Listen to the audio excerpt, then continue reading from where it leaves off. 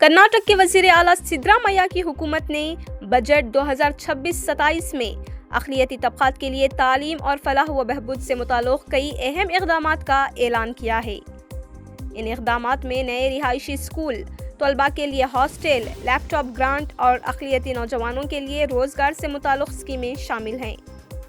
हुकूमत ने ऐलान किया है कि 10 सेंट शिशुनाला शरीफ रिहायशी स्कूल कायम किए जाएंगे, जहां CBSE निसाब के तहत तालीम दी जाएगी, जबकि अगले साल मज़ीद 25 ऐसे स्कूल कायम करने का मंसूबा भी बनाया गया है। इसके अलावा 117 मौलाना आज़ाद मॉडल और स्कूलों को 600 करोड़ रुपए की लागत से कर्नाटक पब्लिक स्कूल्स में अपग्रेड किया जाएगा, जबकि मज़ीद 100 स्कूलों को 400 करोड़ रुपए के फंड से अपग्रेड करने का ऐलान भी किया गया है। तलबा के लिए 25 नए पोस्ट मैट्रिक हॉस्टल कायम किए जाएंगे, जिनमें हर हॉस्टल में 150 तलबा की गुंजाइश होगी।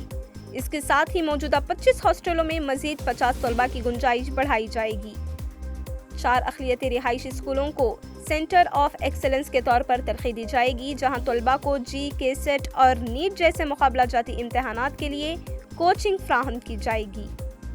तालीम के शोबे में मजीद वसअत देते हुए 25 मोरारजी देसाई रिहायशी स्कूलों में साइंस और कॉमर्स के मुज़ामिन शुरू किए जाएंगे, जबकि 18 APJ अब्दुल कलाम रिहायशी स्कूलों में कॉमर्स स्ट्रीम शुरू की जाएगी।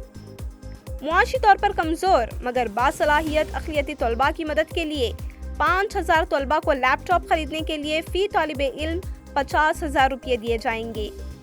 रोज़गार के मौक़ा बढ़ाने के मकसद से बेरोज़गार अक़लियती नौजवानों को फास्ट फूड ट्रक ट्रेलर या मोबाइल किचन फूड कियोस्क फ्राहम किए जाएंगे, जिस पर हुकूमत की जानिब से 75% सब्सिडी दी जाएगी, जो ज़्यादा से ज़्यादा 3 लाख रुपये तक होगी।